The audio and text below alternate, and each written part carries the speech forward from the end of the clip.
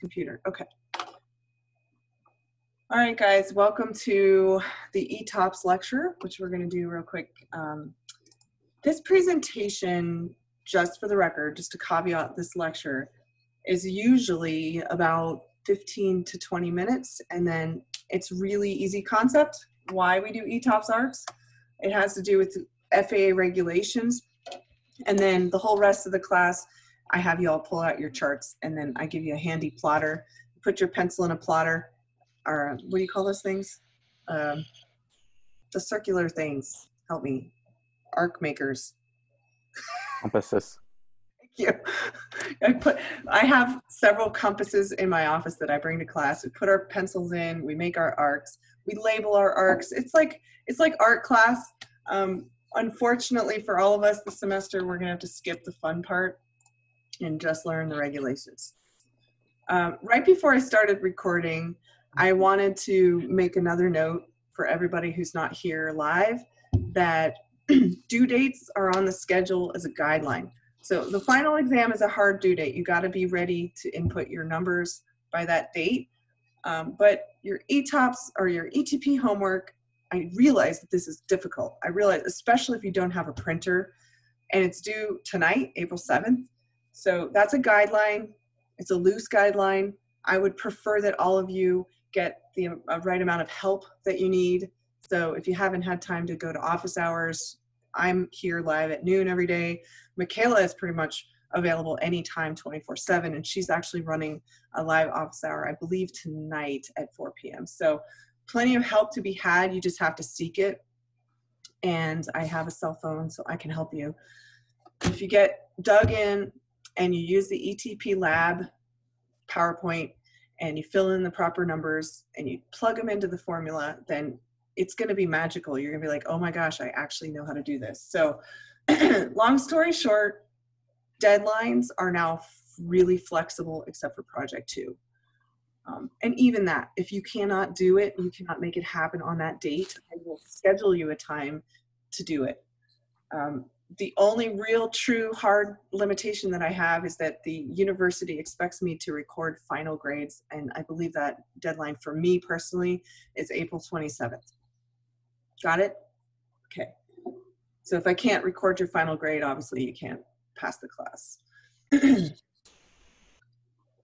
On that note, if you do plan on doing the pass-fail option, we need to talk, because if you're a dispatcher or if you're planning on taking the dispatch course, you have to have a letter grade for this class, and it has to be above C. All right, moving on, ETOPS. We're going to do this one real quick. Like, that's what people think it stands for. It actually doesn't stand for engines or people swim. Does anyone know what it stands for these days? What is it? Extended twin oceanic operations? No. Oh, Sean. No. I know the first 2. I don't remember the last 3. Actually, you know what's funny? He just said extended twin operations, and that is what, prior to a few years ago when the FAA changed it and mandated it for everyone, it actually was extended twin operations. Previous definition. You stole my thunder. I love it. Thank you. Extended twin operations is no longer in effect. Now it means extended operations. So ET is just extended operations. So even if you have 4 engines and you're flying, what's a good jet with 4 engines, 747 or something, which is very possible. If you're flying international with 4 engines, you still need an ETOPS regulation. Okay. There are a lot of governing advisory circulars when it comes to this topic. This advisory circular came about because of an accident or a near accident in the 1980s. And excuse me, as we all know, the FAA loves to regulate things. That's what they do. They're a legal entity. They like to regulate things. So whenever there is an accident or a near accident, does anyone know what I'm referring to when I say the near accident that caused the ETOPS regulation? Anyone cheat and look through my slides beforehand? Mo, you're not muted. What no, I haven't. Anyone know their history? 1980s crazy accident history? No? L-1011 ring a bell? 3 engines that simultaneously, almost simultaneously flamed out. Oof, ouch. So we'll talk about that accident in just a second as the reason for this Etops thing. Okay, current definition is extended operations. I say again, it applies to all commercial airplanes. Took an effect in 2007 and basically applies to pretty much everyone who's flying Part 121 operations or 135. So advisory circulars now 61308 and it's AC 12042 Bravo. It is available online for your perusal. I put in this slide, I think last semester, just because I thought it had an interesting history. So believe it or not, in the early 1900s, twin engine airplanes were flying from Newfoundland to Ireland. So 16 hours, can you imagine the pain? Wow. Nobody regulated anything. You just, hey, if you feel like doing it, you can just fly over the ocean all you want it. But buzzkill, who was president in 1936? Anyone know? It's either Coolidge or FDR. I think it was actually, was it Jefferson? Somebody look it up. I don't know. Just to stay awake, look that up. 1936. Whoever was president in 1936 said, I don't like this. We're not going to let people, especially if we're going to fly passengers, which was a new thing. They were doing it in the late 30s and early 40s. It's not going to be okay to just like fly through the middle of the ocean with no plan. If you lose an engine, what would happen, you know? So that president talked to the FAA, which was then a different agency that's slipping my mind. It was FDR. No. It was FDR. Okay, FDR, thank you. FDR said, you know what, let's be smart about this and keep everybody within 100 nautical mile radius of an alternate airport. This is for twin engine operations. So like if you lose one engine, at least you can glide or get yourself 100 miles away, which is approximately an hour back in those days. Crazy, right? So in 1976, just one airplane, an Airbus 300, which was a brand new slick thing back in those days, got an extension to 90 minutes. And then in 1985, why do I have my years out of date? That's hilarious. So between 80 and 85, TWA lobbied the FAA, basically got 120 minutes. And then the FAA actually extended to allow, in a theoretical world, 180 minutes. So, but you had to jump through a lot of hoops if you were running an airline to get 180 minutes, and hardly anyone wanted to pay all the money that it costs for inspections. This kind of holds true today, actually. Though Sean's dad flies, regularly over the Atlantic or the Pacific? I can't remember which one he said. Both. So, and is it Delta, you said? United.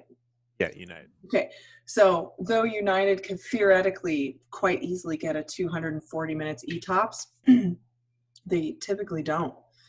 It costs money. It costs inspections. There are specific engine inspections that need to be done at a regular interval with qualified techs who do nothing else besides oceanic inspections. So you'll see 120 minutes is actually on your project. American Airlines has obviously been an airline for a long time, well vetted. They still only do 120 minutes Etops. And it depends on the case. It depends on the day, the dispatcher, the regs, etc. So just to explain why all those numbers are so different. And you might see a United Airlines Etops of 180 and an American one of 120. That doesn't mean United is better. It just means they have more money. So it's based on, predicated on one engine out on a 2-engine airplane. And you have to have calm winds. This is how we pre-flight plan the Etops arc. And then, of course, you accomplish a drift down procedure, which is running a chart and telling you what altitude you trim for max L over D, and you get to that altitude and you minimize your altitude loss. Okay. So now we have new airplane combinations. So you can do 60 minutes for 2 engines. This is all in the Part 120 run regs, 180 minutes for 3 or more engines. These are usually for new airlines, and then Etops authorization process, like I said, can be extended. Okay. What do you need to know for the rest of this class? What do you need to know about Etops? What am I going to ask you? Mo, what am I going to ask you about Etops ARCs on your project? Probably like the combinations between airplane and engine and how much time. So how much time do you get on your Etops ARC in the American Airlines Airbus that you're flying? 60 minutes. Nope, twice that much. Oh, 120. 20. And if you ask yourself, what do I care about that for? Why do I care about this? This is when in class I go to the whiteboard. So I'm going to go to the whiteboard now, and I'm going to share my screen. I'm going to go draw these, and it's going to look ugly. I apologize in advance. Can you guys see the whiteboard now? Nope. You can't? Yes. Okay. I got my whiteboard up. Get out of there. I don't know how to. Oh, clear. All drawings. Bam. Do you see a blank whiteboard?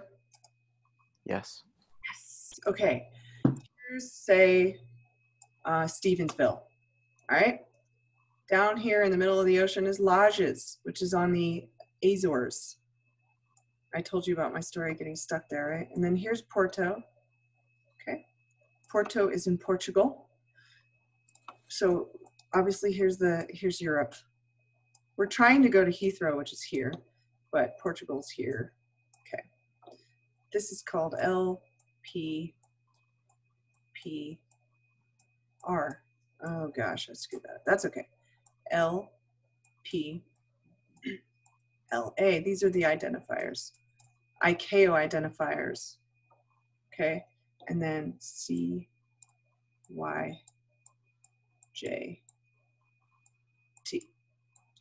All right, as we progress on our route of flight, we are not going to any of these places, right? We don't want to go to any of those places. We're going from Philly to Heathrow. So the reason why the FAA wants us to care at all about any of this stuff is because of this magical thing we call the engines. They are wonderful, but they do fail. And I wish I had like a way to draw actual arcs, but I don't. So, all right, imagine, is this gonna work? No, it's not. Crap. I'll have to make it look ugly, but that's okay. On a route of flight, if we get 120 minutes at a given airspeed with go back to the predications, like it has to be calm and I lose an engine. So it's like single engine speed, right? So this is, imagine from CYJT, which is our divert airfield, this 120 minutes. We translate it into, using charts that we're not going to do in this class, we translate it into a distance. And that distance translates to roughly about 850 miles, right? And we draw an arc. See my arc? Isn't that pretty? I actually did a pretty good job. Ah! Okay. So that's my arc around CYJT. Following? All right. So now I'm going to make it a different color. So my arc around LPLA, I don't know why I keep going for that color. Let's go green. LPLA also 120 nautical miles. So let's just make it like that. Okay. And then LPPR, I'm going to do a third arc. And it's going to be, bam, like that. See this? All right. I'm going to make my route of flight red so we can actually see it. My route of flight's just very imperfect, and I screwed up and flew off course. Anyway, so along this route of flight, is there any point, who's with me here, who's off mute? Is there any point in which I am not in any of those arcs? No. Exactly. I have to be in one of those arcs at all times because of the FAA, not because of anything realistic. So if I lose my engine right here, That's where I lose my engine. Do I get a choice of where I go? Yes. Yes, I do. That choice is going to be probably 99% the dispatcher's choice. They're going to say, you know what? Lodges ain't the best little garden spot. I can tell you from my personal experience. There's an Air Force base there, and there's some bull runnings and a bunch of locals that drink too much, but it's definitely not a good place if someone's having a heart attack, whereas Stevensville in Newfoundland has a big ER. Like, let's pretend, right? So dispatchers are going to make the call where you go. All right. Is anyone asking themselves, why is this any different than an ETP? No? Nobody's asking themselves that? Great. You guys are smarter than me. When I first went through this, you know, as an ex-Air Force pilot, I'd never even heard of an Etops arc. I'm like, what the hell are they doing in the airlines? Why are they doing this? This is so much extra effort. The whole Etops procedure, the whole approval process, and all this litigation has to do with public support for airlines. We need at least an outward appearance of being super duper duper safe. So I would say Etops procedures are one of those things that is a legality more than a true decision point. Someone's snoring. Oh God, you guys, I love it. So anyway, route planning considers time-limited aircraft systems, like mostly the cargo fire suppression system. If you go over 120-minute ETOPS, you got to take a lot more fire suppression systems with you. It's a lot more cargo fire suppression. All right. Someone was snoring. I love it. This is like, are any of you, Rita, I know we're Facebook friends. Did you see my latest meme on Facebook about the British guy who was giving a lecture? All of his students were being total assholes. It's hilarious. Okay, hang in there with me, guys. So fuel planning, the dispatchers do all this, so I'm going to gloss through it because you don't need to do any of this. Takes into account engine anti-ice if you've got to run it, if there's wing anti-ice, ice accumulation. So ice is a big deal on a single engine. You could fall out of the sky if you do not pre-flight plan for ice. And then a 5% wind speed factor given as sort of a penalty for the pre-flight planning. And then ETOPS airports, a suitable airport is a term that's outdated, but adequate is what we're talking about. Okay. So requirements for doing this. You can't just fly an airplane over the ocean. In case you didn't know, you got to have some training. You got to have MEL'd items that typically, like say you can go fly with just one autopilot normally. You will have to have both of them working over the ocean, things like that. The CAMP program is something that I'm sure Sean's dad is familiar with. It costs a lot of money and they have to do a lot of inspections on the airplane. What it means is that qualified technician does the maintenance and does the inspection. Another qualified technician comes in and provides a second opinion so that what happened on the next slide never happens again.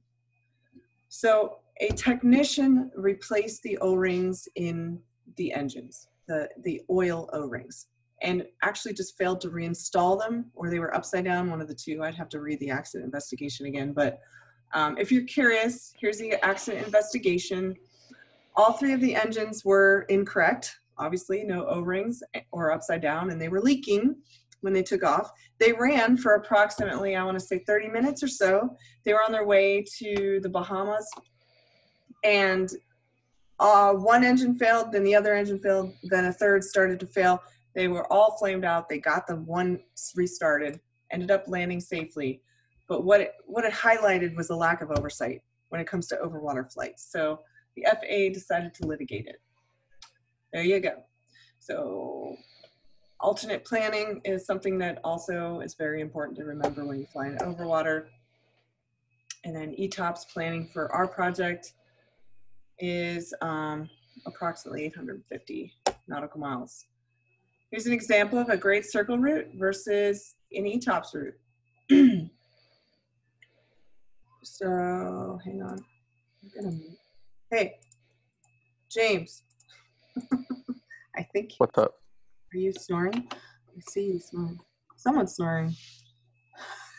It's hilarious. Whatever. All right, guys. See the great circle route that does not fall into the Etops? Okay.